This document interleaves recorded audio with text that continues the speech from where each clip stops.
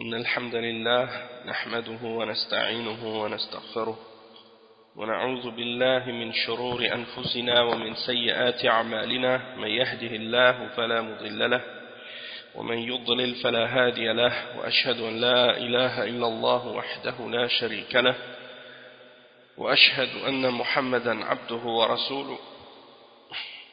يا أيها الذين آمنوا اتقوا الله حق تقاته ولا تموتن إلا وأنتم مسلمون. يا أيها الناس اتقوا ربكم الذي خلقكم من نفس واحدة وخلق منها زوجها وبث منهما رجالا كثيرا ونساء، واتقوا الله الذي تساءلون به والأرحام إن الله كان عليكم رقيبا.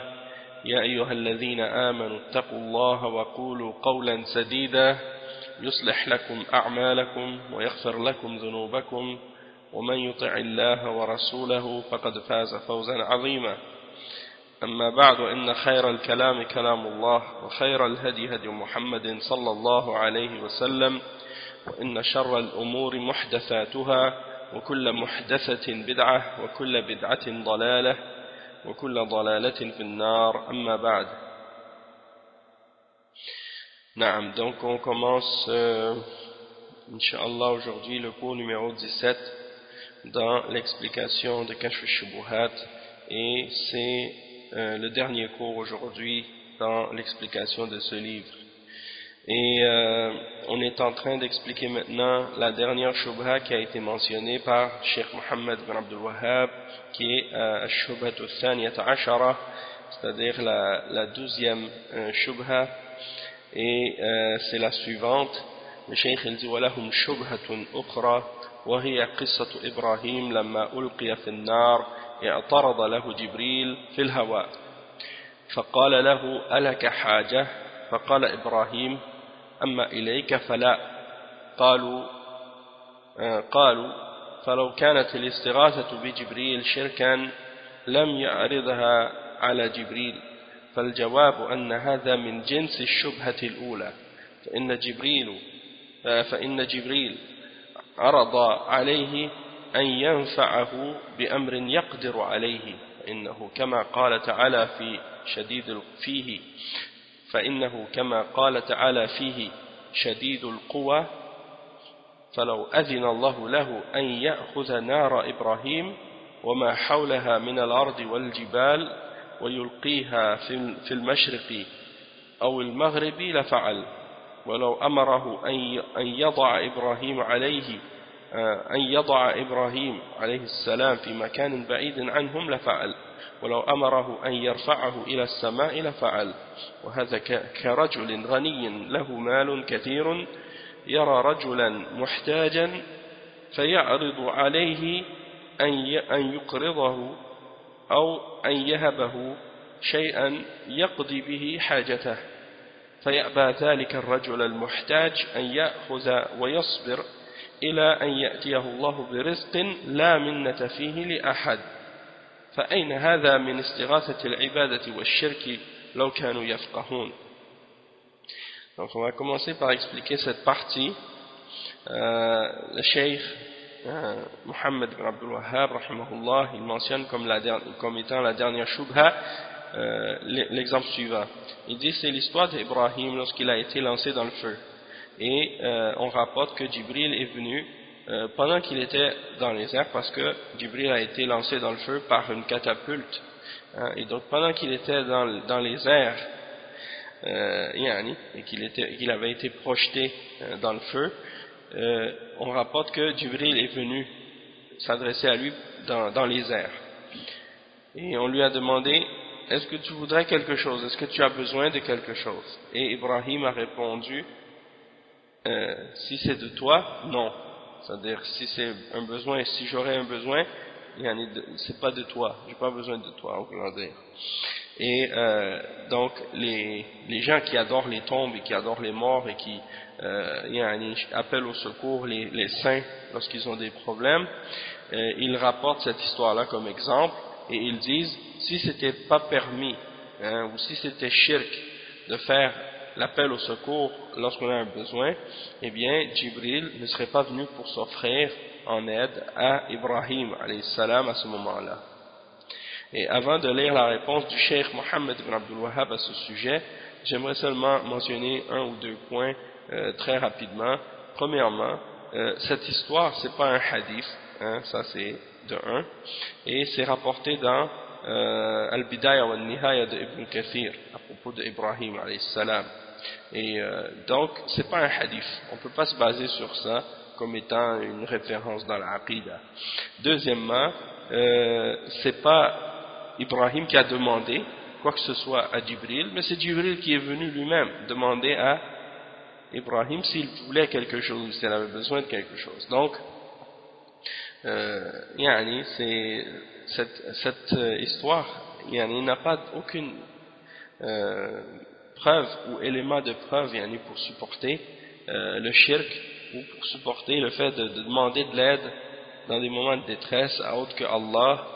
Ça c'est de un. Puis vous allez voir la réponse du Cheikh Mohammed ibn Abdul Wahhab qui clarifie encore plus ce point-là et qui réfute complètement ce qu'il pourrait avoir comme shubha dans cette histoire. Donc le Cheikh Mohammed ibn Abdul Wahhab il répond en disant que la réponse à ça c'est que c'est exactement la même que les shubha précédentes. C'est-à-dire qu'il dit Jibril, il est venu pour lui demander de l'aider dans quelque chose qu'il est capable de faire. Parce que Allah subhanahu wa ta'ala l'a décrit dans Surat Al-Najm, le verset 5, comme étant Shadidul Quwa, c'est-à-dire comme étant celui qui a la force, qui est rude et fort. Et donc, si Allah subhanahu wa ta'ala lui a permis de prendre si Allah lui a permis de prendre le feu d'Ibrahim et ce qui est autour, et la terre et les montagnes, et de les lancer à l'Orient ou à l'Occident, il l'aurait fait.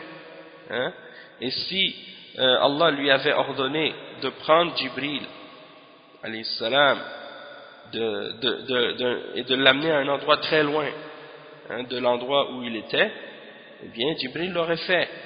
Et si il aurait été ordonné de prendre Jibril, si Jibril avait été ordonné de prendre Ibrahim et de l'élever aux cieux, il l'aurait fait.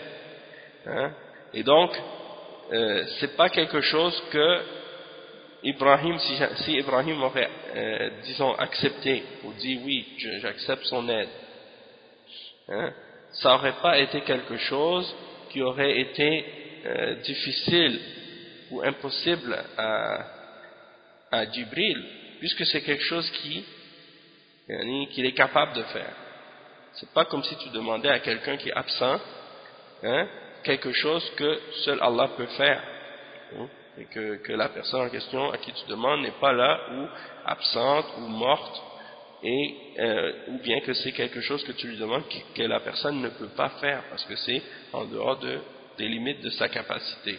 Donc là c'était pas le cas, donc il n'y a aucun shirk là-dedans, et donc ça c'est important de comprendre.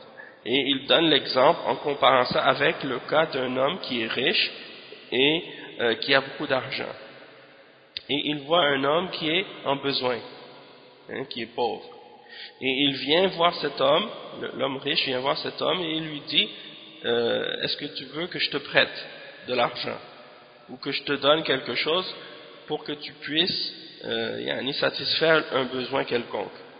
Et la personne, le pauvre en question, il refuse. Il dit non, je préfère être patient et endurer et attendre que Allah subhanahu wa ta'ala me donne une subsistance dans laquelle je n'aurai à remercier personne d'autre que lui. Donc ça c'est un exemple qui est comparable. Est-ce que ça ce serait une forme d'appel à l'aide qui rentre dans l'adoration ou qui serait relié au shirk? Non.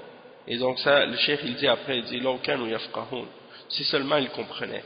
Donc l'exemple de ce que Jibril a offert à Ibrahim dans cette histoire, c'est comparable à ce qu'on a mentionné par rapport à la personne qui est riche et qui offrirait à quelqu'un de pauvre de l'aider. Et pour terminer, pour conclure le livre, le cheikh Mohammed ibn Abdul Wahhab il dit ولنختم الكلام إن شاء الله تعالى بمسألة عظيمة مهمة جدا تفهم مما تقدم، ولكن نفرد لها الكلام لعظم شأنها ولكثرة الغلط فيها. فنقول لا خلاف أن التوحيد لا بد أن يكون بالقلب واللسان والعمل، فإن اختل شيء من هذا لم يكن الرجل مسلما، فإن عرف التوحيد ولم يعمل به فهو كافر معاند كفرعون وإبليس وأمثالهما. وهذا يغلط فيه كثير من الناس ويقولون هذا حق، ونحن نفهم هذا ونشهد أنه الحق، ولكن لا نقدر أن نفعله. ولا يجوز من أهل بلدنا إلا من وافقهم، ولا يجوز عند أهل بلدنا إلا من وافقهم أو غير ذلك من الأعذار. ولم يدري المسكين أن غالب أئمة الكفر يعرفون الحق ولم يتركوه إلا لشيء من الأعذار، كما قال تعالى اشتروا بآيات الله ثمنا قليلا، وغير ذلك من الآيات كقوله يعرفونه كما يعرفون أبناءهم. فإن عمل بالتوحيد عملا ظاهرا وهو لا يفهمه أو لا يعتقده بقلبه فهو منافق، وهو شر من الكافر الخالص. ولقوله تعالى إن المنافقين في الدرك الأسفل من النار. Donc on va traduire cette partie.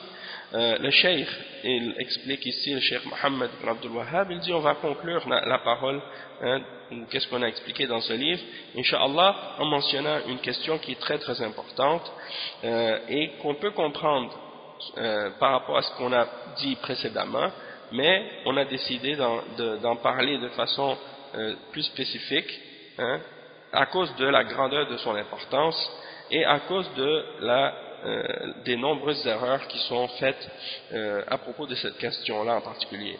Et donc, il dit que il n'y a pas de doute que le tawhid, il faut qu'il soit établi et appliqué par le cœur, c'est-à-dire dans le cœur, la langue et dans les actions. Donc, le tawhid, il doit être confirmé et appliqué dans toutes ces différentes dimensions, tous ces différents aspects, par le cœur, par la langue et par les actions. Et que s'il y a un manquement dans une de ces trois aspects-là, eh bien, quelqu'un ne peut pas être musulman dans ce cas-là. Quelqu'un n'est pas musulman.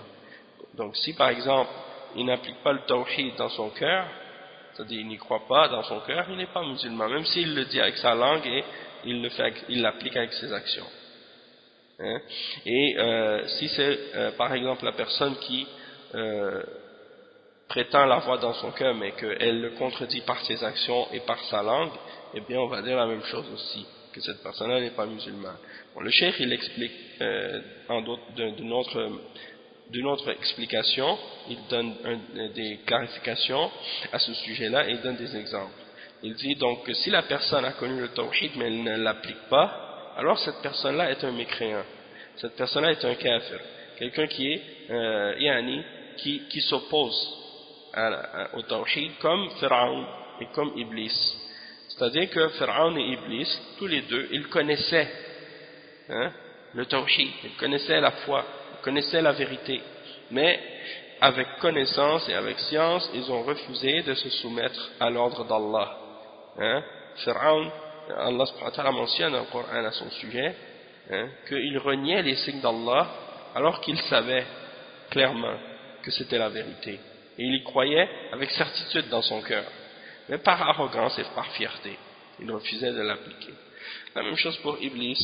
Il connaît Allah, il connaît la religion d'Allah, il connaît les attributs d'Allah, mais il refuse de se soumettre par orgueil et arrogance.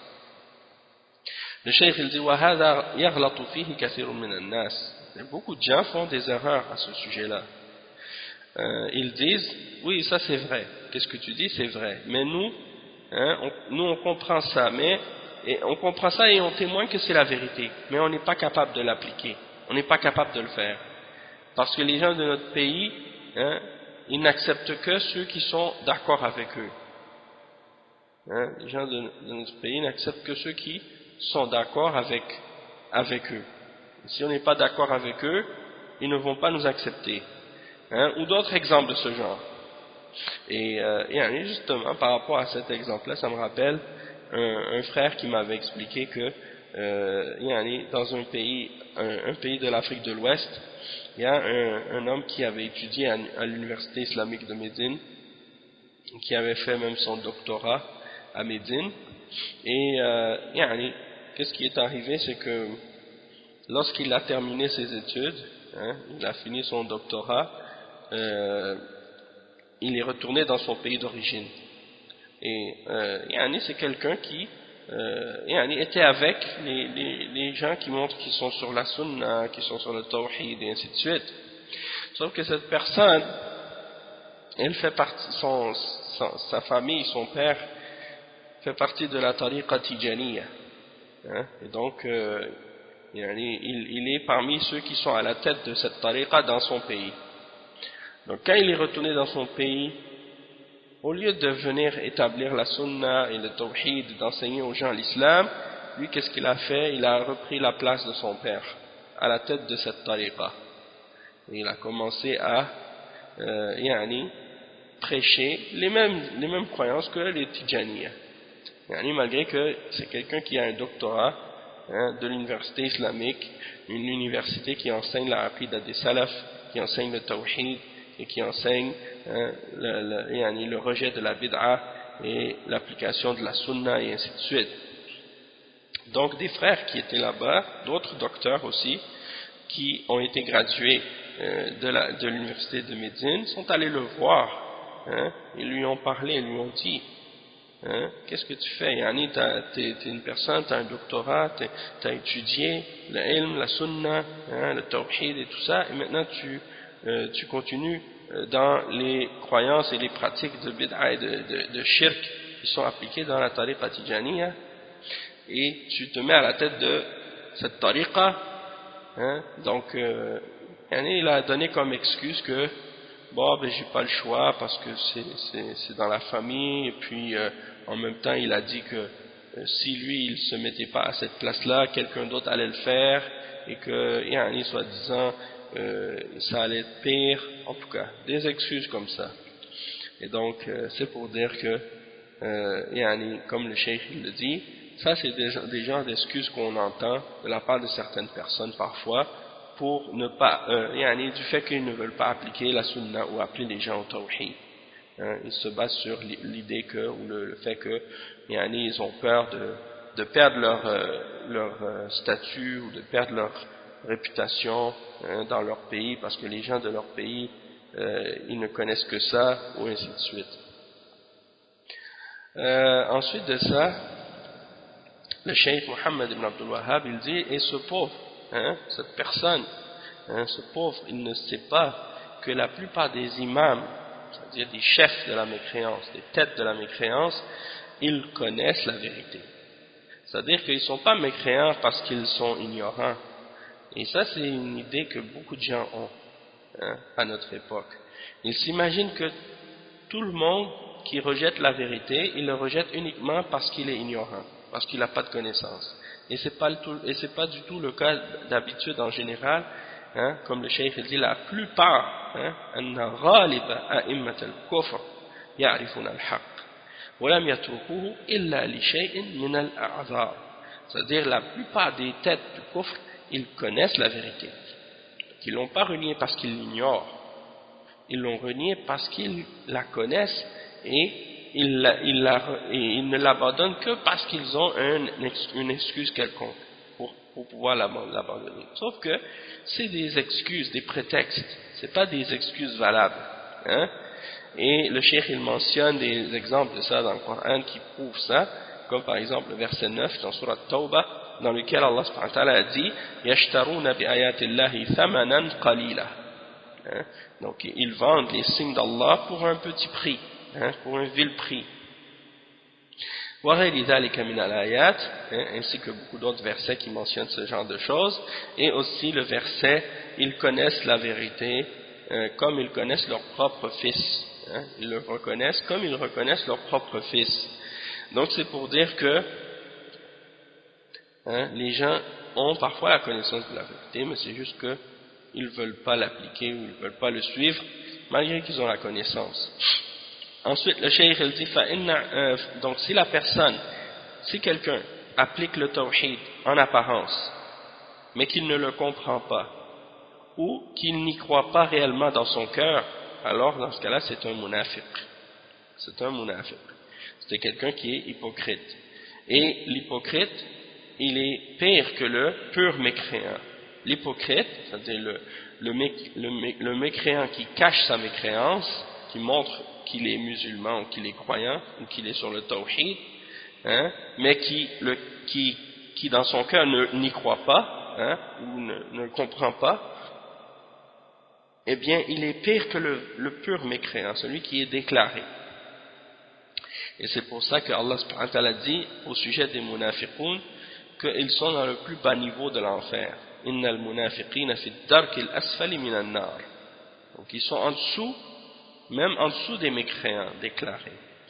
Le cheikh il dit ensuite وهذه المسألة مسألة كبيرة وطويلة تتبين لك إذا تأملتها في ألسنة الناس ترى من يعرف الحق ويترك العمل به لخوف نقص دنيا أو جاه أو مداراة لأحد وترى من يعمل به ظاهرا لا باطنا فإذا سألته عما يعتقده بقلبه فإذا هو لا يعرفه ولكن عليك بفهم آيتين من كتاب الله. Donc le cheikh il dit que cette question c'est une grande question qui est longue et en même temps si tu la comprends, si tu regardes tu vas la comprendre par rapport à ce que tu vas voir dans le langage des gens. Quand ils parlent, tu vas voir qu'il y a des gens qui connaissent la vérité mais qui cessent de l'appliquer, soit parce qu'ils ont peur de perdre quelque chose de la dunya, ou bien parce qu'ils ont peur de perdre leur statut, leur position, s'ils ont un statut ou un respect dans la société, à cause du shirk ou à cause de la bid'a, ou bien ils le font parce que, ou bien ils cessent de l'appliquer pour faire plaisir aux gens. Et par exemple, ici, ça c'est des exemples comme tu vas voir par exemple si quelqu'un il a un statut ou une position ou quelque chose dans la dunya, par exemple quelqu'un qui est le chef d'une tariqa soufiyya et que tu lui expliques le tawhid et la sunna et qu'il voit que c'est la vérité et puis après tu lui dis pourquoi tu acceptes pas la sunna et que tu abandonnes pas la voie que tu suis, il dit oui mais j'ai pas le choix parce que les gens ils me regardent, et si je leur dis que qu'est-ce qu'ils suivaient c'est pas vrai, ils vont penser quoi de moi et des choses comme ça. Donc à cause de ça ils refusent de suivre la vérité. C'est comme par exemple un prêtre chrétien, tu lui parles de l'islam et tu lui montres les preuves et tu lui montres la fausseté de ses croyances et de ses pratiques et il dit oui t'as raison, je reconnais que l'islam c'est la vérité mais je ne peux pas l'abandonner, je ne peux pas abandonner ma religion, je ne peux pas laisser mon statut ou ma position, parce que j'ai fait ça pendant des années et les gens me suivent, si je leur disais ça, ils penseraient du mal de moi ou des choses comme ça. Donc ça c'est l'attitude des gens qui reconnaissent la vérité mais ils ne veulent pas la suivre pour des raisons de la dunya, des choses comme ça. Ça existe souvent. Et le cheikh il dit, et tu vois des gens qui l'appliquent en apparence, mais intérieurement, ils n'y croient pas. Et si tu lui demandes qu'est-ce que tu crois ou en quoi crois-tu dans ton cœur, il ne sait pas. Donc, mais tu dois comprendre deux versets dans le livre d'Allah. Le premier verset que le cheikh mentionne, c'est le verset 66 dans Surat Tawbah. Et le deuxième, c'est le verset 106 dans Surat An-Nahl. Donc, le premier verset, le cheikh il dit « Awwaluhuma قوله تعالى لا تعتذروا قد كفرتم بعد إيمانكم.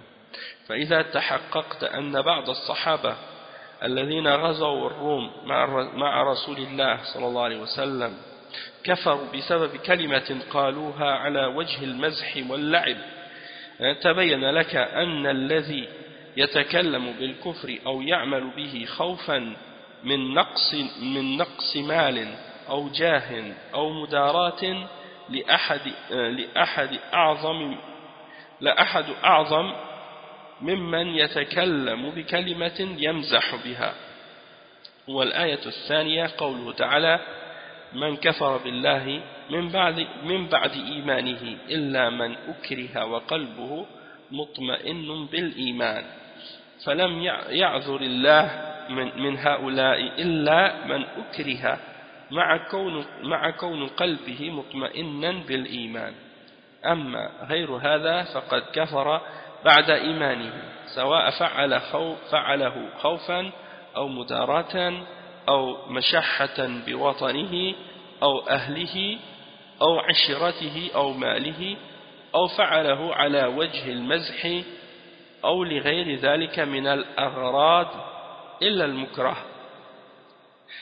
Donc le cheikh il explique que premièrement, donc il y a deux versets. Le premier des deux c'est le verset 66 dans Surat At-Tawbah, dans lequel Allah subhanahu wa ta'ala il mentionne, il dit ne vous excusez pas, vous avez bel et bien mécru après avoir eu la foi. C'est le verset dans lequel Allah subhanahu wa ta'ala mentionne juste avant que si tu leur demandes, ils diront certes nous ne faisions que jouer et nous amuser. Et Allah il dit ensuite قُلْ أَبِاللَّهِ وَآيَاتِهِ وَرَسُولِهِ كُنْتُمْ تَسْتَهْزِئُونَ, dit est-ce que c'est d'Allah, de ses signes et de son messager dont vous vous moquiez? Et là juste après c'est le verset en question, ne vous excusez pas, vous avez bel et bien mécru après avoir eu la foi. Donc si tu as réalisé que certains d'entre les Sahaba qui étaient partis pour combattre les Romains avec le messager d'Allah sallallahu alayhi wa sallam ont mécru, ont rejeté la foi à cause d'une seule parole qu'ils ont dit pour plaisanter et pour jouer, ils n'étaient même pas sérieux lorsqu'ils l'ont dit, et donc tu comprends lorsque tu vois ça que celui qui mentionne des paroles de kufr ou qui pratique le kufr ou le shirk dans ce contexte-là par crainte de perdre la dunya ou de perdre de l'argent ou de perdre son statut, ça c'est encore plus grave. Le cheikh dit c'est encore plus grave que celui qui ou pour faire plaisir à des gens, c'est encore plus grave que de prononcer une parole dans le but de plaisanter. C'est encore plus grave. Et le cheikh il dit ensuite comme deuxième point قوله تعالى من كفر بالله, ça c'est le deuxième verset, celui qui a renié la foi, celui qui a renié la foi en Allah après avoir eu la foi, excepté celui qui a été contraint alors que son cœur est dans la sérénité de la foi ou la tranquillité de la foi. Donc ça c'est pour expliquer par rapport à la personne qui est sous la contrainte, c'est-à-dire la personne à qui on a fait une contrainte, on lui a dit que soit tu deviens mécréant ou tu acceptes l'idolâtrie ou des choses comme ça, ou bien sinon on te tue et on le menace avec une arme ou des choses comme ça, ou on le frappe et que la personne elle prononce une parole de kufr ou de shirk sous la contrainte. Donc cette personne-là, c'est la personne qui est excusée. C'est la personne qui est excusée de prononcer une parole de kufr. Mais ça veut dire en même temps, comme le cheikh il dit, que Allah n'a pas excusé personne d'autre que ceux-là. N'a pas excusé personne d'autre que ceux-là parmi ceux qui disent des paroles de kufr. Il a excusé uniquement ceux qui étaient sous la contrainte et dont le cœur était rempli de tranquillité de la foi par rapport à leur foi. Donc le verset en entier, si vous y retournez, vous allez voir le verset 106 dans Surat Al-Nahl, c'est les abeilles. Dedans, ensuite, ça dit إِلَّا مَنْ أُكْرِهَ وَقَلْبُهُ مُطْمَئِنٌ بِالْإِيمَانِ وَلَكِنْ مَنْ شَرَحَ بِالْكُفْرِ صَدْرًا. Donc, après, ça mentionne que mais ceux qui ouvrent délibérément leur cœur à la mécréance, ceux-là ont sur eux une colère d'Allah et un châtiment terrible. Donc c'est pour mentionner que la personne qui prononce des paroles de kufr délibérément sans que ce soit sous la contrainte, ceux-là sont pas excusés. Ceux-là sont pas excusés, c'est ça que ça veut dire. Donc le cheikh il dit ici, donc toute personne qui fait le kufr après avoir eu la foi, peu importe que ce soit par crainte ou par le fait de vouloir faire des compromis ou de vouloir faire ça par fierté pour son origine ou son pays ou son peuple ou sa famille ou ses biens, ou bien quelqu'un qui fait ça par plaisanterie, il fait le kufr par plaisanterie ou des choses comme ça, eh bien toutes ces personnes-là n'ont pas d'excuse excepté la personne qui a été contrainte. Et le cheikh il dit que فالآية تدل على هذا من جهتين. الأولى قوله إلا من أكره فلم يستثني الله تعالى إلا المكره ومعلوم أن الإنسان لا يكره إلا على الكلام أو الفعل.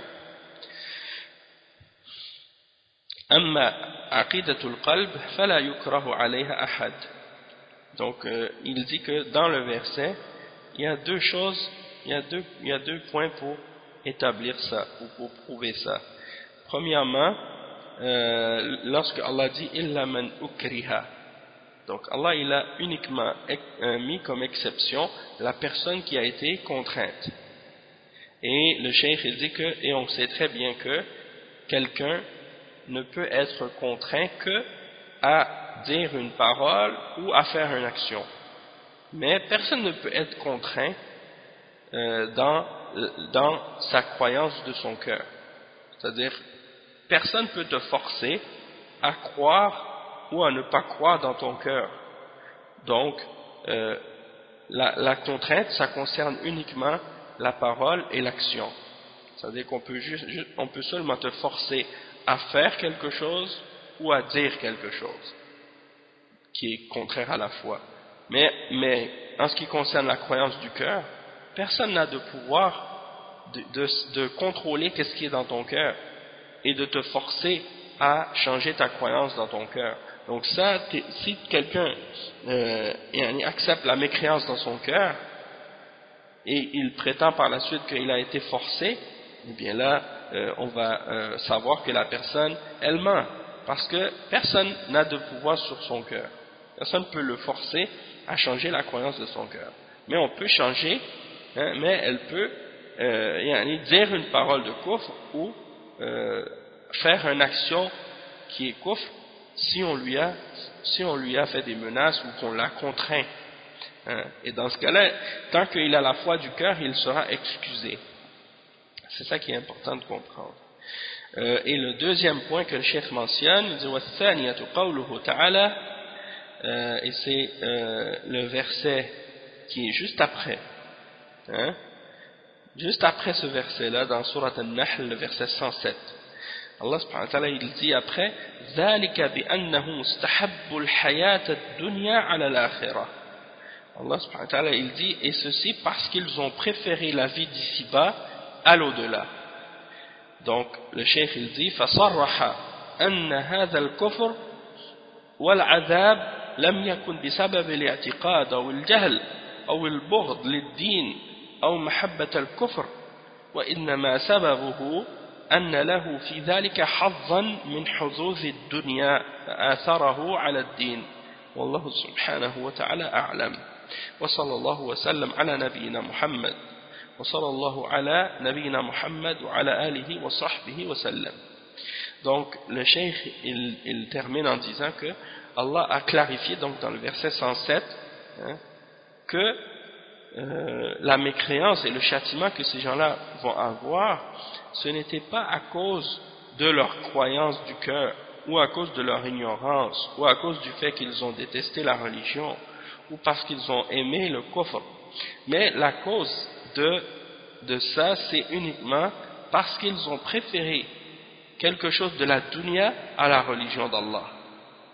Donc ils ont choisi volontairement et délibérément la mécréance parce qu'ils aimaient la dunya, ou ils avaient quelques privilèges dans la dunya, malgré qu'ils connaissaient la vérité.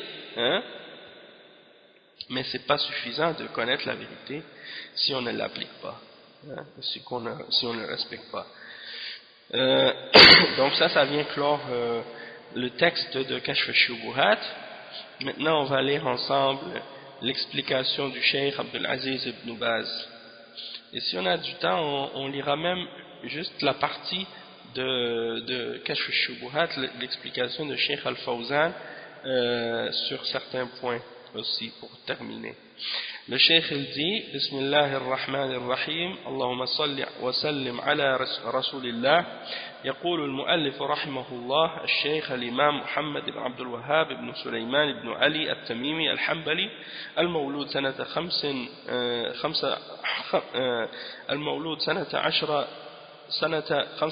15 ومئة وألف من الهجرة النبوية، والمتوفى سنة 600 وألف من الهجرة النبوية في الدرعية رحمه الله. يقول لهم شبهة أخرى، أي المشركين لهم شبهة غير الشبهة السابقة التي سبق الجواب عنها، وهي أنهم يقولون إن إبراهيم لما ألقي في النار جاء في التاريخ أنه اعترضه جبرائيل وقال له هل لك حاجة؟ فقال أما إليك فلا، وأما إلى الله فبلا. قالوا كون جبرائيل يعرض على إبراهيم الحاجة يدل على أنه يجوز الاستغاثة بغير الله، والاستغاثة بغير الله لأن جبريل عرضها ولو كان ممنوع من عرضها جبرائيل.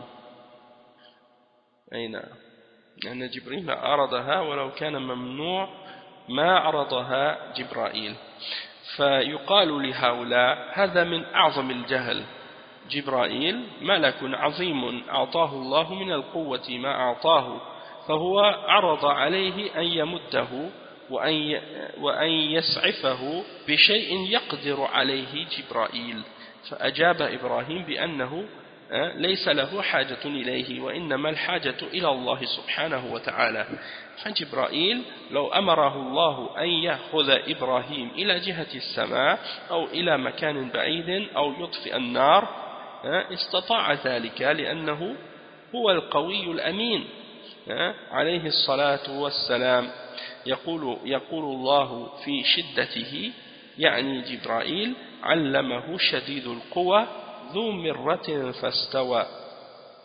فهذا مثل إنسان فقير يعرض عليه إنسان عنده مال كثير فيقول لك حاجة أعطيك دراهم، أعطيك طعام، فيقول الفقير ما لي حاجة، ليس لي عندك حاجة، إن حاجتي أطلبها من جهة أخرى. هل في هذا شيء؟ ليس في هذا شيء، إنما الشرك الذي بين القرآن أنه الشرك كونه يأتي إلى الأموات أو إلى الأشجار أو إلى الأحجار يستغيث بها وينظر لها، أو إلى النجوم أو إلى الأصنام أو غير ذلك، يطلب المدد والغوث من ميت أو صنم أو حجر أو جني غائب بغير أسباب حسية. هذا الذي بين القرآن أنه شرك، وأن الواجب على المؤمن أن يحذر ذلك. ولهذا قال جل وعلا فلا تدعوا مع الله أحدا. طيب. Donc le cheikh il explique, Cheikh bin Baz, il dit Bismillahir Rahmanir Rahim, et paix et salut sur le prophète Muhammad sallallahu alayhi wa sallam, et il dit que l'auteur, le cheikh Muhammad ibn Abdul Wahhab, ibn Sulaiman, ibn Ali, al-Tamimi, al-Hanbali, qui est né en l'an 1112 de la Hijra et qui est mort en l'an 1205 de la Hijra dans la ville de Dar'iyya, rahimahullah, il a dit, et les mushrikoun, ils ont une autre shubha, autre que les shubuhat qui ont été mentionnés précédemment, et dont on a donné la réponse, et il dit que cette shubha, c'est qu'ils disent que Ibrahim, lorsqu'il a été lancé dans le feu, comme ça a été rapporté dans son histoire, comme dans Al-Bidaya wa Al-Nihaya de Ibn Kathir, c'est mentionné que Jibril est venu voir Ibrahim alors qu'il était en train d'être dans les airs, alors qu'il avait été projeté dans les airs, et il lui a demandé est-ce que tu as un besoin quelconque, et Ibrahim a répondu je n'ai aucun besoin de toi mais j'ai uniquement besoin d'Allah. Et les gens qui essaient de justifier le shirk qu'ils font lorsqu'ils appellent les saints au secours et les morts dans leur tombe, ils essaient d'utiliser cette histoire-là comme argument pour prouver le shirk qu'ils font. Et donc ils disent que si Jibril est venu présenter à Ibrahim de répondre à son besoin ou à un besoin quelconque et qu'il lui a demandé s'il avait besoin de lui, c'est la preuve qu'il est permis d'appeler au secours autre que Allah, ou de demander l'aide d'autre que Allah, parce que Jibril est venu pour offrir son aide à Ibrahim, et si c'était interdit, Jibril ne l'aurait pas offert son aide. Et on dit à cela, le cheikh dit que ça c'est de l'ignorance, une grande ignorance. Il dit parce que Jibril c'est un ange, et Allah subhanahu wa ta'ala lui a donné de la force, lui a donné la capacité de faire beaucoup de choses, parce que Jibril alayhi salam il est fort. On sait que le prophète sallallahu alayhi wa sallam a décrit Jibril en disant qu'il avait 600 ailes, et que avec une seule de ces ailes il peut couvrir l'horizon. Donc si c'est la grandeur de Jibril alayhi salam, eh bien on peut comprendre sa force, qu'il est capable de faire ça. Et un autre exemple justement qui me vient à l'esprit par rapport à cette histoire, à ce genre d'histoire, il y a qu'est-ce qui a été rapporté lorsque le prophète sallallahu alayhi wa sallam est allé à Taïf pour demander est-ce que quelqu'un voulait le supporter dans sa da'wa et dans sa mission de prophète, et que les gens de Taïf avaient envoyé les enfants et les esclaves pour lui lancer des pierres, et que le prophète sallallahu alayhi wa sallam avait été blessé dans ses pieds à cet endroit-là, et que lorsqu'il a quitté la ville, des anges sont venus pour lui offrir de les écraser entre deux montagnes ou quelque chose de ce genre, et que le prophète sallallahu alayhi wa sallam a dit que non, il refusait ça, et que peut-être que dans les enfants de ces gens-là il y allait avoir des gens qui allaient être croyants, des choses comme ça. Ça c'est des choses qui sont rapportées dans la Sira, Sira al-Nabawiyya, et c'est pour dire que le fait que l'ange vienne pour offrir un service ou une aide, premièrement c'est par la permission d'Allah subhanahu wa ta'ala, et c'est pas à la demande d'Ibrahim, c'était pas à la demande d'Ibrahim, c'était pas à la demande du prophète Muhammad sallallahu alayhi wa sallam, mais c'était eux-mêmes qui sont venus pour offrir cette aide, et ils ont la capacité de le faire, et ils étaient présents, et ce sont des prophètes, donc ils communiquent avec les anges, donc c'est pas comparable à quelqu'un qui essaierait de faire la même chose, ou qui demanderait lui-même directement à un ange qui est absent. Donc ça c'est pas permis, c'est du shirk. Mais dans ce cas-là, qu'est-ce qui est mentionné dans cette histoire? Il n'y a pas de shirk, il n'y a pas de comparaison possible là-dedans. Donc le cheikh il dit Donc, Jibril est venu et il a la capacité, il a la force, hein, et il a demandé à Ibrahim, et Ibrahim a répondu qu'il n'avait pas besoin de lui, mais qu'il avait besoin d'Allah seulement. Et Jibril, si Allah lui avait ordonné de prendre Ibrahim, si Allah avait ordonné à Jibril de prendre Ibrahim dans les cieux, de l'amener à un autre endroit loin, ou d'éteindre le feu, Jibril était capable de faire ça.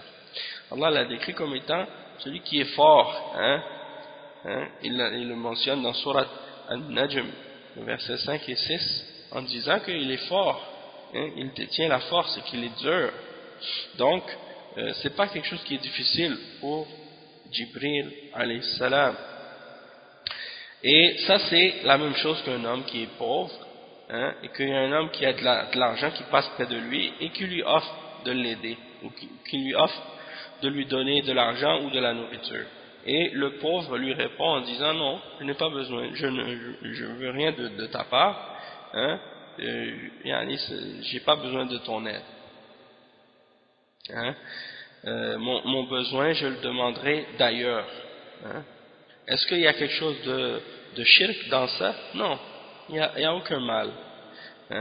Donc le cheikh il dit le shirk c'est uniquement qu'est-ce qui a été clarifié dans le Coran comme étant shirk, le fait que quelqu'un par exemple il va à un mort ou à un arbre ou à une pierre et il cherche le secours, il appelle au secours ces choses-là, ou bien il va faire un vœu pieux pour ces choses, ou bien pour les étoiles ou les idoles ou des choses de ce genre, donc ça dans ce cas-là c'est du shirk. Ou bien qu'il demande du support, ou il l'appelle au secours, il lui demande de l'aide, et il demande ça à qui? À un mort, ou à une idole, ou à une pierre, ou à un djinn qui est absent, et des choses de ce genre. Donc tout ça c'est des exemples de shirk. Il demande à un djinn, qui est pas c'est pas quelque chose que tu peux le voir ni l'entendre avec tes yeux, tu le vois pas, ou des choses comme ça, des choses invisibles, ou des anges. Ça c'est, si tu le demandes et si tu invoques ou si tu appelles au secours ces choses-là, eh bien ça c'est du shirk. Et c'est le Coran qui mentionne que ces choses-là sont shirk. Et le cheikh il dit que qu'est-ce qui est obligatoire pour le croyant, c'est de faire attention à ce genre de choses-là. Allah subhanahu wa ta'ala dit dans le Coran, il dit وَلِهَذَا قَالَ جَلَّ وَعَلَى فَلَا تَدْعُوا مَعَ اللَّهِ أَحَدًا ذَلِكُمُ اللَّهُ رَبُّكُمْ لَهُ الْمُلْكُ وَالَّذِينَ تَدْعُونَ مِن دُونِهِ مَا يَمْلِكُونَ مِن قِطْمِيرٍ إِن تَدْعُوهُمْ لَا يَسْمَعُوا دُعَاءَكُمْ وَلَوْ سَمِعُوا مَا اسْتَجَابُوا لَكُمْ وَيَوْمَ الْقِيَامَةِ يَكْفُرُونَ بِشِرْكِكُمْ ولا ينبئك مثل خبير والله سبحانه وتعالى حذر مما يفعله المشركون مع كون أصنامهم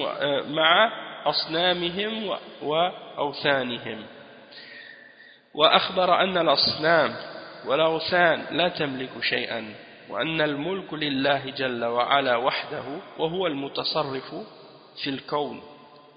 Donc le cheikh il mentionne que Allah subhanahu wa ta'ala a dit, comme dans le verset 18 dans Surat Al-Jinn, alors n'invoquez personne avec Allah. Et le verset 13 et 14 dans Surat Fatir, ceci parce que Allah est votre Seigneur. Voici Allah votre Seigneur, à lui appartient la royauté. Et ceux que vous invoquez en dehors de lui, ils ne détiennent même pas la pellicule qui entoure le noyau de la date. Si vous les invoquez, c'est-à-dire les morts, les saints, les hommes pieux, les tombes, les idoles, peu importe, si vous les invoquez, ils ne peuvent pas entendre votre invocation. Et même s'ils pouvaient l'entendre, ils ne peuvent pas répondre. Et au jour de la résurrection, ils vont renier le shirk que vous faisiez avec eux. Le shirk que vous faisiez en les invoquant en dehors d'Allah. Et nul ne peut vous informer mieux que celui qui est le parfaitement informé, c'est-à-dire Allah. Et il dit, le cheikh il dit ensuite, donc Allah subhanahu wa ta'ala a averti de ce que font les mouchrikoun avec leurs idoles, hein, et il a nous a informé que les idoles et les choses que les mouchrikines adorent en dehors d'Allah ne détiennent rien, hein, n'ont le pouvoir sur rien, et que le royaume appartient à Allah tout entier, et que c'est lui seul qui gère tout ce qui se produit dans l'univers. Ensuite le cheikh il dit ثم ختم الكلام رحمه الله بخاتمة عظيمة وهي أن التوحيد لا بد أن يكون بالقلب واللسان والعمل لا بد أن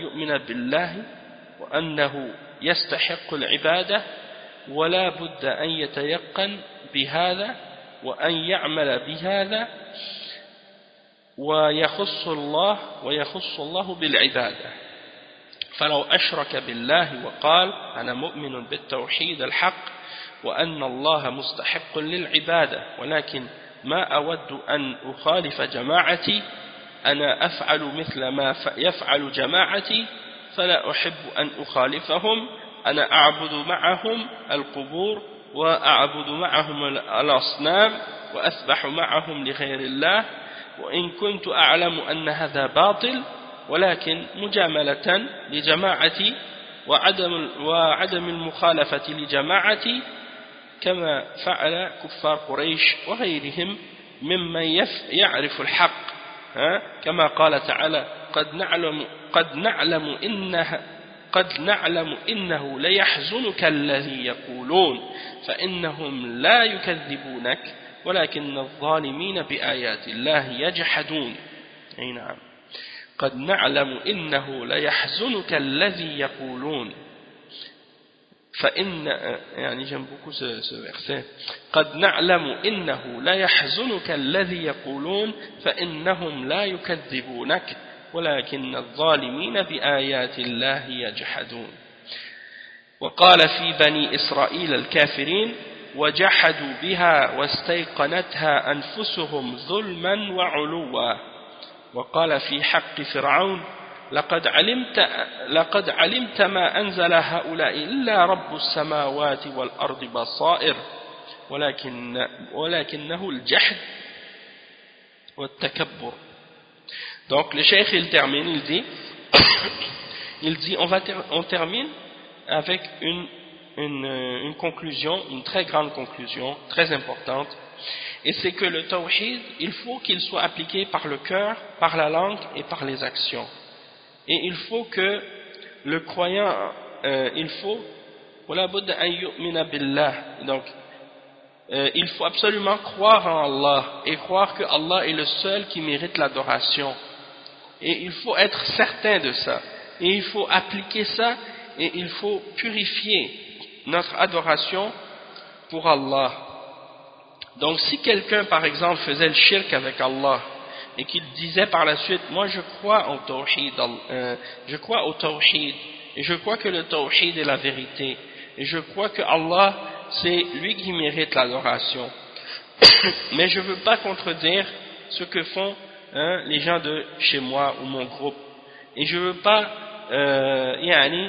et la personne dirait par exemple je veux faire la même chose que ce que font mon groupe et je n'aime pas contredire mon groupe, alors j'adore les tombes avec eux et j'adore les idoles avec eux et je sacrifie des animaux pour autre que Allah avec eux, malgré que je sais que ce qu'ils font est faux, mais je le fais par je fais un compromis ou bien je fais ça pour je fais ça pour leur faire plaisir, par complaisance avec eux, pour ne pas les contredire. Je ne veux pas contredire les gens de mon pays, les gens de mon groupe, les gens de ma tribu, les gens de ma ville, les gens de mon village, je ne veux pas les contredire, donc je veux faire la même chose qu'eux, et il dit comme faisaient les kuffars de Quraysh et les autres, c'est la même chose.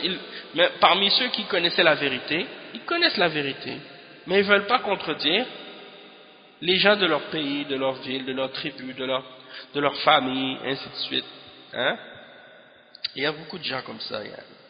Et même j'en ai trouvé même dans ma propre famille qui ont ramener des arguments semblables. Parfois, lorsqu'on les appelle à l'islam, on les appelle à la vérité, et puis ils disent, oui, mais tous nos parents, ils ont fait ça pendant des années, je ne veux pas les contredire, je ne veux pas faire autre chose, hein, ça fait partie de nos coutumes, de nos traditions, c'est comme ça, on adore des croix, des idoles, des statues, on adore des images, hein, donc moi je veux pas les contredire là-dedans, malgré que je sais que c'est pas vrai, hein, il y a plein de gens comme ça.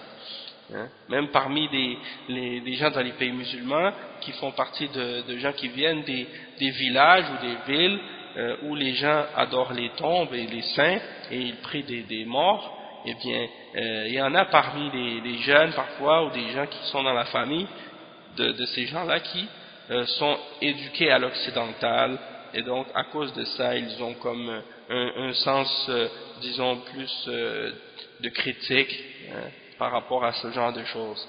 Mais ils ne le critiquent pas par rapport à l'islam. Ils ne le critiquent pas du point de vue que c'est contraire à l'islam, qu'est-ce que les gens font. Ils le critiquent plus du point de vue, comme les koufars, ils vont dire, ah ça c'est des traditions plus superstitions, des choses comme ça, moi je crois pas en ça. Mais pas parce que c'est contraire à l'islam, juste parce que c'est pas moderne, ou parce que c'est pas scientifique, soi-disant. Et la personne probablement qu'elle pense que ça c'est islamique, mais qu'elle n'est pas d'accord avec ça sur un point de vue matérialiste, pas sur un point de vue que ça c'est contraire au texte du Coran et de la Sunna. Ça, il y a beaucoup de gens comme ça, hein? Et Allah musta'an, il y a plein de coutumes et de traditions comme ça, de bid'a et de shirk qui contredisent l'islam, et beaucoup de gens dans les pays musulmans qui grandissent dans des familles où ces choses-là sont pratiquées, eux s'imaginent que ça c'est des choses qui ont rapport avec l'islam directement. Ils ne savent pas que ces choses-là sont contrairement opposées, totalement opposées aux principes et aux croyances et aux enseignements du Coran et de la Sunna. Hein? Parce qu'ils n'ont pas étudié la aqida, ils n'ont pas étudié le tawhid, ils n'ont pas étudié le Coran et la Sunna de façon approfondie. Donc ils ont une idée, une connaissance de l'islam superficielle, hein? Ils connaissent que des choses vraiment superficielles de l'islam, ou des fois c'est seulement des choses qu'ils ont entendues de certaines personnes, hein? Il y en a qui se basent que sur ça, hein? Qu'est-ce qu'ils ont entendu de la part de quelqu'un qui lui a raconté, ah il y a ci, il y a ça, mais il n'a jamais vérifié par lui-même pour savoir si c'est vrai ou non. Donc ça c'est triste. Et le cheikh il mentionne des versets par la suite, il dit, pour comparer l'attitude de ces gens-là, hein, il dit, par exemple, le verset 33 dans Surat Al-An'am, dans lequel Allah subhanahu wa ta'ala il dit, et nous savons, hein, Allah subhanahu wa ta'ala il s'adresse au prophète sallallahu alayhi wa sallam, il lui dit, nous savons que ce qu'ils disent t'attriste, ce que les mushrikoun disent à ton sujet, ça t'attriste. Mais ce n'est pas toi qu'ils traitent de menteur, mais c'est les signes d'Allah qu'ils renient, hein, c'est les signes d'Allah que les injustes renient. Donc ils savent que le prophète sallallahu alayhi wa sallam c'est un homme qui est véridique, que c'est quelqu'un qui ne ment pas lorsqu'il parle, hein, il dit la vérité, parce qu'il a toujours été connu durant toute sa vie comme étant quelqu'un d'honnête. Et même qu'une de ses caractéristiques, même avant l'islam, même avant qu'il soit prophète, hein, même avant qu'il reçoive la révélation, c'était qu'on l'appelait Al-Amin. Al-Amin, c'est-à-dire la personne qui est véridique, qui est fiable, qui est honnête. Donc les gens savent qu'il est honnête, mais ils ne veulent pas accepter ce qui vient d'Allah. C'est comme des koufars aujourd'hui. Si un kafir va leur dire quelque chose de qu'est-ce qui a rapport avec la religion, ou si un de leurs philosophes, de leurs penseurs mécréants en Occident va dire quelque chose, hein, et que c'est quelque chose qu'ils vont analyser par rapport à leur logique ou leur rationnel, soi-disant, ils vont dire, ah ça c'est quelque chose de bien. Mais si quelqu'un, un musulman, leur dit la même chose, mais qu'il mentionne que c'est quelque chose qui est tiré du Coran ou de la Sunna, automatiquement il commence à le critiquer et à le renier, hein, malgré qu'ils étaient d'accord avec la même chose lorsque c'était un de leurs soi-disant philosophes ou penseurs l'avait dit. Hein. C'est comme si on dirait qu'ils acceptent la vérité juste quand ça ne vient pas d'Allah. Mais s'ils savent que c'est quelque chose qui vient d'Allah ou que Allah a ordonné, ils vont le renier. Par orgueil, par arrogance et fierté. Comme Allah il dit dans le verset 14 dans Surat An-Naml, le verset 14 dans Surat An-Naml, Allah subhanahu wa ta'ala dit à propos des kuffars parmi les gens de...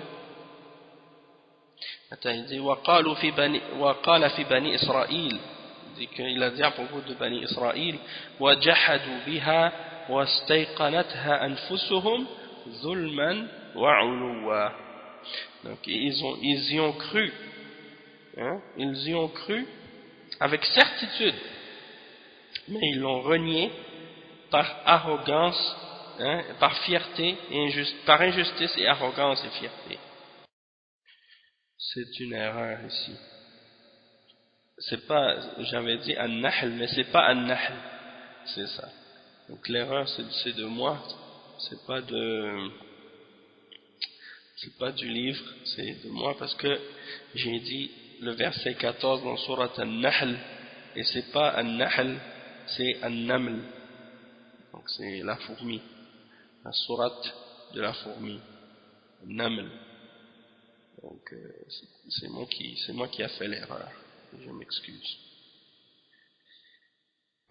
Donc وَجَحَدُوا بِهَا وَاسْتَيْقَنَتْهَا أَنفُسُهُمْ ظُلْمًا وَعُلُوًّا. Donc je pense que c'est à propos du peuple. Attends, ici les versets avant. Elles sortirent la main blanche et Pharaon et son peuple car il était vraiment pervers, et lorsque nos prodiges leur parvinrent clairs et explicites, ils dirent c'est là une magie évidente. Je pense que c'était à propos de Pharaon et de son peuple. Le cheikh il dit ici de Bani Israël, les kafirin, mais ça se peut que ce soit aussi à propos de Bani Israël que le verset soit révélé. Ça dit, donc ils renièrent injustement et orgueilleusement, hein, la vérité, alors que en eux-mêmes ils y croyaient avec certitude.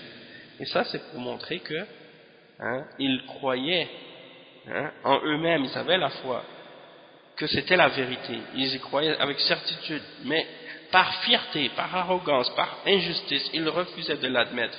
Ça veut dire que c'est pas suffisant juste de croire en quelque chose dans son cœur si on n'est pas capable de l'admettre que c'est la vérité avec la bouche, hein, et de l'appliquer avec notre corps. On n'est pas un croyant tant qu'on n'a pas fait ça, hein. C'est pas suffisant de dire j'y crois juste dans mon cœur mais je ne le dis pas, ou je l'admets pas, ou je le reconnais pas, ou je l'applique pas. Hein? Et l'autre verset, le verset 102 dans Surat Al-Isra, dans lequel Allah subhanahu wa ta'ala dit لَقَدْ عَلِمْتَ مَا أَنزَلَ هَؤُلَاءِ إِلَّا رَبُّ السَّمَاوَاتِ وَالْأَرْضِ بَصَائِرِ. Donc ça aussi c'est un verset dans le même sens, hein, qui montre que Pharaon savait très bien que les signes qui avaient été descendus, hein, les plaies d'Égypte, comme on les appelle, que c'était Allah qui les a fait descendre, le Seigneur des cieux et de la terre. Et il le savait avec certitude que tous ces signes-là qui sont tombés un après l'autre, que ça vient d'Allah. Mais il le renie par fierté, par arrogance. Donc, c'est pas vrai l'idée que certaines personnes ont que si quelqu'un rejette la foi, il la rejette seulement par ignorance. Ça c'est faux, hein?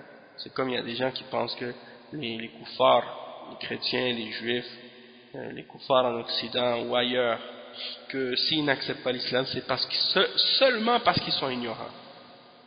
Que si quelqu'un a la connaissance, c'est impossible qu'il rejette l'islam.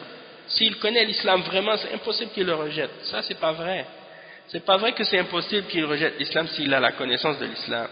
Parce qu'il y a des gens qui connaissent la réalité de l'islam et qui savent que c'est l'islam la vérité, mais ils refusent d'y croire et de l'accepter et de se soumettre à Allah par fierté et orgueil et arrogance. Hein? Il y a des gens, ils savent que Allah il existe, que c'est la vérité, que Allah a révélé les livres et les messagers, il a envoyé des messagers. Hein? Et ils voient les croyants se prosterner devant Allah et ils disent oui, la prosternation devant Allah, ça c'est vrai. Mais ils ont trop de fierté et d'orgueil dans leur cœur pour accepter de mettre leur front devant Allah subhanahu wa ta'ala. Ils refusent de le faire. Alors, ça, c'est des kuffars quand même. Même s'ils disent qu'ils y croient ou qu'ils reconnaissent que c'est la vérité, mais ils refusent de se soumettre. C'est la même chose que Pharaon, c'est la même chose que Iblis. Ensuite, le cheikh il dit وهكذا لو اعتقد بقلبه أن الله حق وأن النبي حق وأن الساعة حق ولكن قال بلسانه مجاملة لا مانع من دعاء الأموات ولا مانع من الاستعانة بالأموات مجاملة لقومه وإلا هو يعتقد خلاف ذلك أشرك بذلك لأنه أجاز ما حرم الله وهو يعلم أنه شرك أو عمل به وقال أنا ما أعتقد ولكن أعمل به مجاملة فإذا سجد لغير الله دعا معهم غير الله أشرك بالله أو قال بلسانه التوحيد ولكن بقلبه جحد كالمنافقين يكفر بذلك يقولون بأفواههم ما ليس في قلوبهم وقال عنهم الرب لا تعتذروا قد كفرتم بعد إيمانكم ولو قال إن قلوبنا طيبة وسليمة ما دام فعلوا الشرك وفعلوا ما يوجب الكفر. Donc le cheikh il dit c'est ainsi que si quelqu'un il dit par exemple il dit qu'il croit à Allah dans son cœur, que Allah est vrai, que le prophète est véridique, que Allah est véridique et que l'heure est véridique, mais qu'il dit avec sa langue, il n'y a rien qui nous empêche d'invoquer les morts ou d'appeler les morts, ou il n'y a rien qui nous empêche de chercher l'aide des morts. Il dit ça pour faire plaisir à son peuple, ou par complaisance, pour faire plaisir à son peuple, ou pour faire des compromis avec eux. Excepté qu'il dit, moi je crois le contraire. C'est-à-dire, moi je crois le contraire, que je ne crois pas que c'est permis, mais ils ont le droit de le faire. Parce que dans ce cas-là, il a fait le shirk, parce qu'il a rendu halal ce que Allah a interdit, alors qu'il sait que c'est shirk. Ou bien par exemple, il l'applique, il le fait lui-même, c'est-à-dire il pratique le shirk, il fait le shirk, puis il dit par la suite, moi je ne crois pas à ça dans mon cœur. Je fais juste ça par complaisance, pour faire plaisir à mon peuple. Donc s'il se prosterne à autre que à Allah, ou il invoque autre que Allah, il a commis le shirk avec Allah. Ou bien qu'il dit avec sa langue le tawhid, mais que dans son cœur, il renie le tawhid, comme les hypocrites. Alors il a commis la mécréance à cause de ça. Il est devenu mécréant. Comme Allah il le dit dans Surat Al-Imran, le verset 167, ils disent avec leur bouche ce qui n'est pas dans leur cœur, au contraire de ce qui est dans leur cœur. Ou bien le verset 66 dans Surat At-Tawbah, dans lequel Allah subhanahu wa ta'ala a dit, ne vous excusez pas, vous avez bel et bien mécru après avoir eu la foi. Et il dit وَلَوْ قَالَ إِنَّ قُلُوبَنَا طَيِّبَةٌ وَسَلِيمَةٌ مَا دَامَ فَعَلُوا الشِّرْكَ وَفَعَلُوا مَا يُوجِبُ الْكُفْرَ. Même si par exemple ils disent nos cœurs, on est bien dans nos cœurs, on est bon dans nos cœurs, puis par la suite en même temps ils font le shirk, ils font qu'est-ce qui est nécessairement kufr.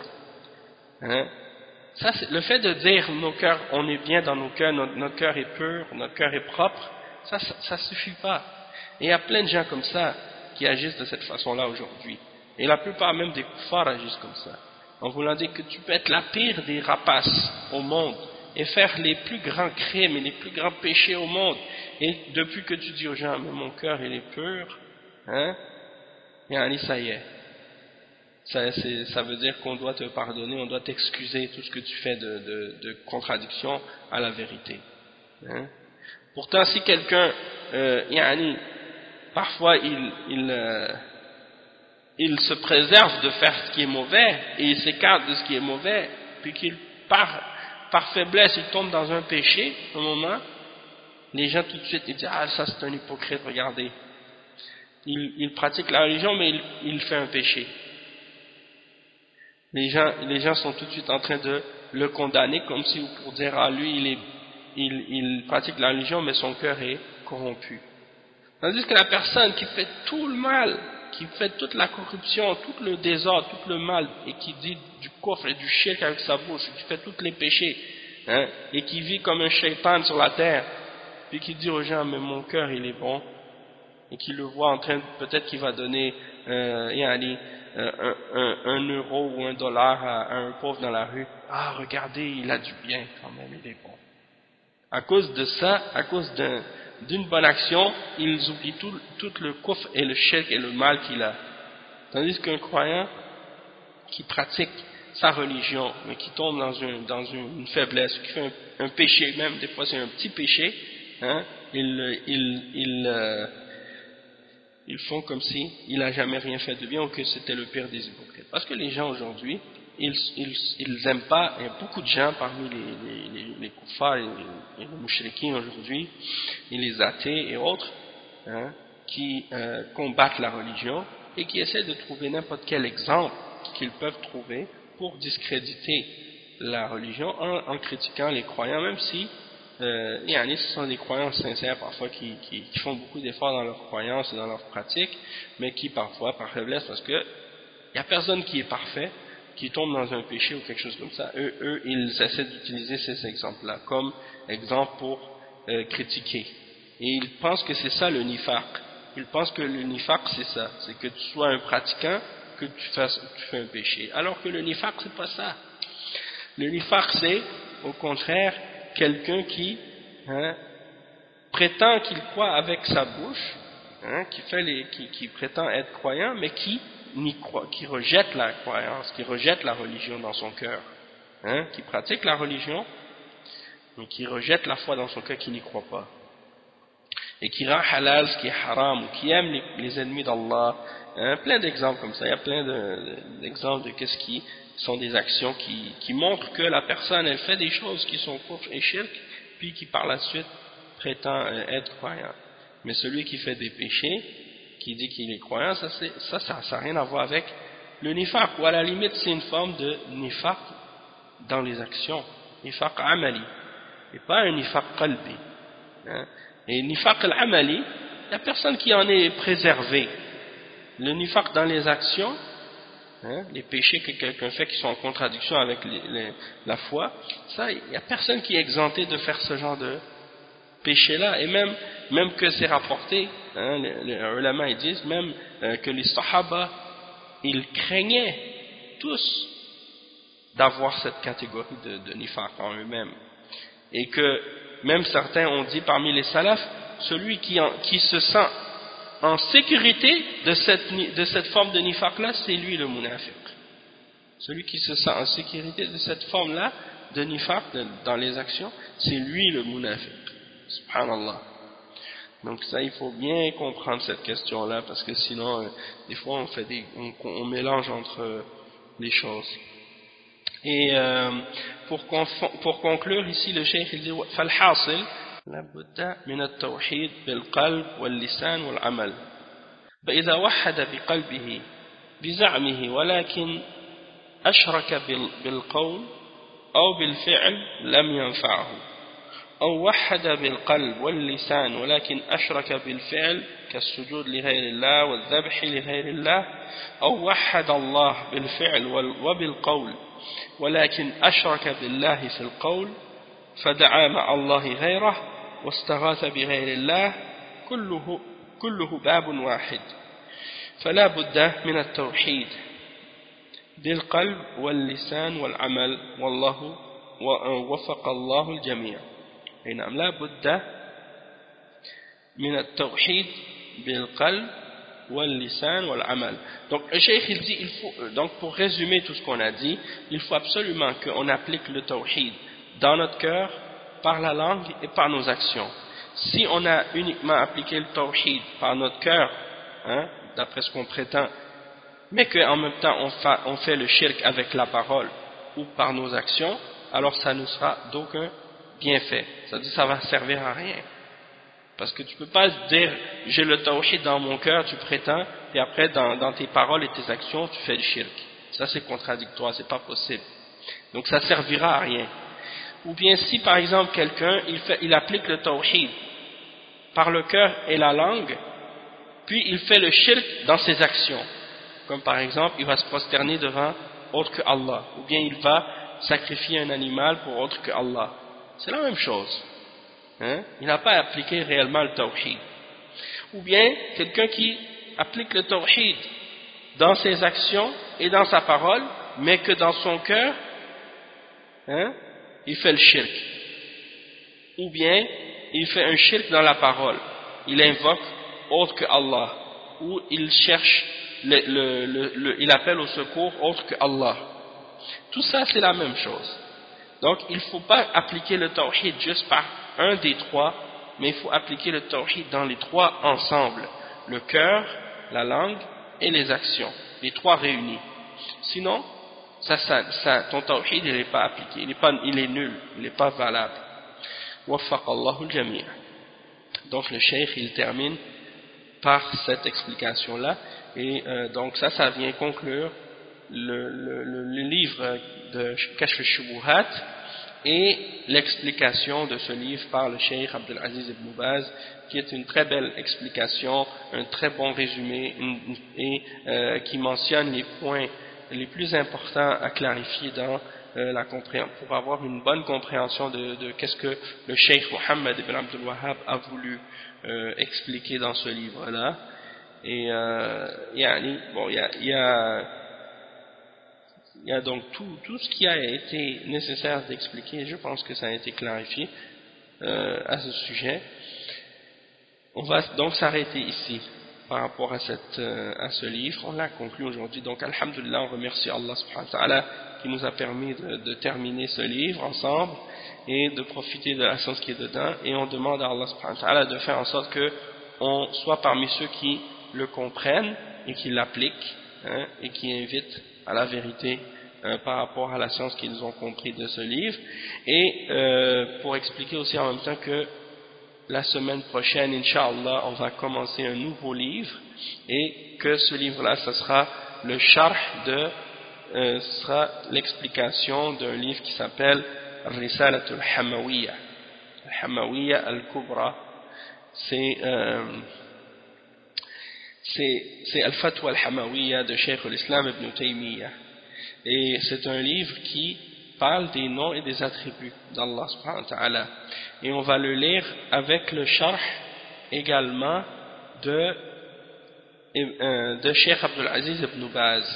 Donc on va lire le sharh de Cheikh Abdul Aziz ibn Baz de ce livre ensemble, puis on va en même temps aussi on va lire, on va pas seulement se baser sur le sharh de Cheikh ibn Baz, on va parfois se référer à d'autres ulama aussi qui ont expliqué ce livre, comme par exemple Cheikh Mohammed Aman al-Jami, et également le Cheikh Saleh al-Fawzan qui a fait le sharh de ce livre-là aussi. Et aussi on va se baser aussi sur le sharh d'autres ulama de Ahl Sunnah. Donc à chaque fois qu'on fera référence à un des mashaykh dans le sharh de ce livre, on va mentionner de qui on a pris la référence, puis de qui on a pris l'explication, Inch'Allah. Donc vous allez voir, c'est un des livres très très bénéfiques et très important dans la aqidah, pour comprendre al-asma al-sifat, pour comprendre les noms et les attributs d'Allah. Et ça répond en même temps aux shubuhat et aux égarements des asha'ira et des maturidiyya et des Mu'tazila et des Jahmiya et de la secte des Ahbash aussi, qui sont en train d'égarer les jeunes avec les fausses croyances des Jahmiya, qui nient les attributs d'Allah. Donc on va donc commencer ce cours-là, Inch'Allah, la semaine prochaine. Donc on s'arrête ici pour l'instant. Subhanakallahumma wa bihamdik, ashhadu an la ilaha illa ant, astaghfiruka wa atubu ilayk, wa sallallahu wa sallam ala nabiyyina Muhammad wa ala alihi wa sahbihi ajma'in. Wassalamu alaykum wa rahmatullahi wa barakatuh.